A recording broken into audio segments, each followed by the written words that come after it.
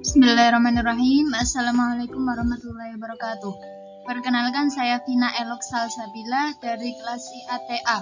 Pada kesempatan kali ini saya akan menjelaskan tentang kodikologi dan tekstologi pada matkul pengantar linguistik dan filologi.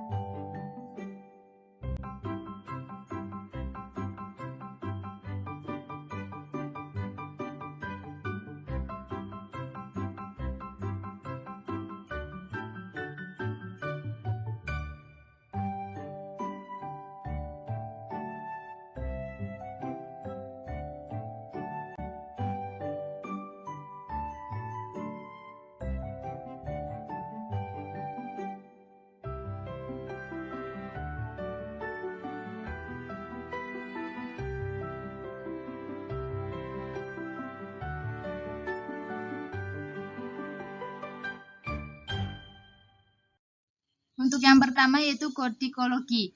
Pengertiannya yaitu kodikologi adalah ilmu yang mempelajari seluk-beluk dari aspek naskah tulisan tangan atau naskah merujuk pada fisik dokumen. Sedangkan naskah dan prasasti. Perbedaan naskah dan prasasti. Naskah, tulisan tangan pada buku dan bahan tulisan tangan. Sedangkan prasasti, tulisan pada batu, batu bata, logam, dan gerabah. Perbedaan yang kedua yaitu naskah panjang, informasi lengkap. Sedangkan prasasti pendek, ringkas untuk pengumuman, ukiran nama, dan jabatan. Naskah anionim. Prasasti ada nama, tahun. Naskah banyak karena disalin, prasasti hanya sedikit. Definisi naskah. Yang pertama, karangan yang ditulis dengan tangan. Yang kedua, karangan seseorang yang belum diterbitkan. Yang ketiga, bahan-bahan berita yang diset dan rancangan. Sedangkan naskah dalam filologi yaitu dokumen yang ditulis atau di dalamnya terdapat hasil rancangan, baik berupa kertas, daluang, lontar, bambu, kulit kayu, rotan, dan lainnya. Yang perlu diperbaiki ada dianalisa kembali.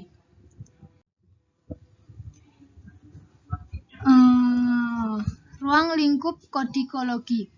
Yang pertama, identifikasi, yaitu tempat penyimpanan naskah, judul naskah, nomor naskah, jumlah naskah, tanggal penulisan, tempat penulisan, penulis atau penyalin, pemilik naskah, dan informasi lainnya.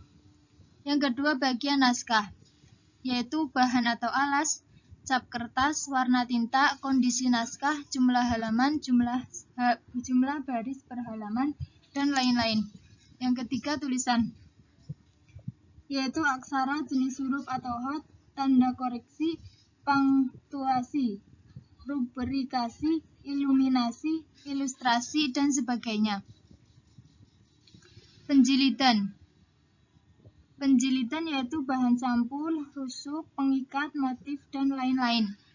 Untuk yang kelima yaitu sejarah naskah, yaitu riwayat naskah, kolofon, ciri-ciri kepemilikan naskah, cara memperoleh naskah, penggunaan lainnya, serta catatan lain yang menunjukkan umur atau sejarah naskah. Unsur kodikologi. Unsur kodikologi ada 6, yaitu yang pertama tempat penyimpanan naskah, yang kedua alas naskah, yang ketiga cap kertas, yaitu watermark dan countermark, yang keempat umur dan daya tahan, yang kelima penulisan, yang keenam iluminasi dan ilustrasi. Tempat penyimpanan naskah Naskah terbanyak di Indonesia yaitu Perpustakaan Nasional, menghimpun sejak 2 abad, diawali Batavias, Genosavan, Kuseen, Wetansapen. Naskah banyak tersebar di balai bahasa, museum, pesantren, yayasan pemerintahan, daerah, masjid, perpustakaan, universitas, dan istana. Sedangkan di Yogyakarta yaitu terletak pada Kesultanan, Pura Pakualangan, museum-museum, balai bahasa, balai kajian sejarah, dan nilai-nilai tradisional. Gria Dewantara, proyek Bavanologi, Universitas Gajah Mada.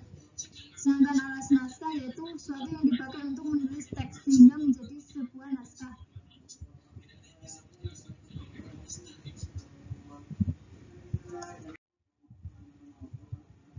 Untuk yang kedua yaitu menjelaskan tentang tekstologi. Untuk pengertian tekstologi yang pertama yaitu tekstologi adalah ilmu yang mempelajari seluk-beluk teks. Teks yaitu tulisan-tulisan cetakan. Teks kandungan naskah yang bersifat abstrak dan hanya dibayangkan. Isi teks, ide, amanat pengarang kepada pembaca. 10 prinsip tekstologi. Yang pertama, tekstologi menyelidiki secara teks suatu karya. Yang kedua, dimulai dari penyuntingan. Yang ketiga, edisi teks harus menggambarkan sejarahnya. Yang keempat, tidak ada kenyataan tekstologi tanpa penjelasannya. Yang kelima, teks diteliti secara keseluruhan. Yang keenam, secara metodis, perubahan secara sadar harus didahulukan daripada kekeliruan. Yang ketujuh, bahan yang mengiringi teks harus diteliti pula.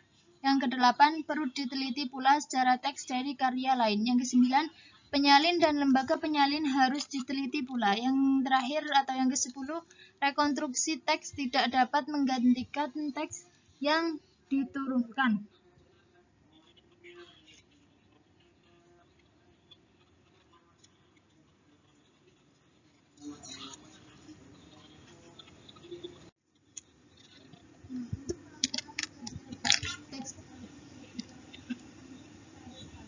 Yang pertama dilakukan jika sudah menentukan objek.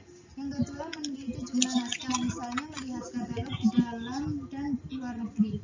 Katalog yaitu buku yang berisi berbagai naskah dalam suatu koleksi. Katalog ada dua, yaitu katalog deskriptif dan katalog daftar. Untuk melakukan kritik teks,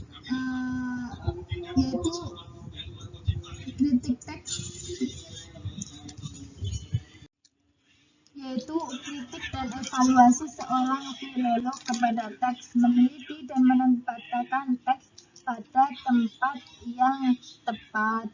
Menempatkan teks artinya mencari autograf, yaitu karya yang ditulis pengarang, meskipun saat ini sukar. Kesalahan teks menurut Iraylon Tennyson 1974 yaitu tulisan tangan yang kurang jelas, penggeseran lafaz, haplografi atau penghilangan huruf, dan sode meme au meme, tambahan huruf tertukar, terpengaruh kata lain. Metode penyuntingan ada dua, yaitu edisi naskah tunggal dan edisi naskah jamak.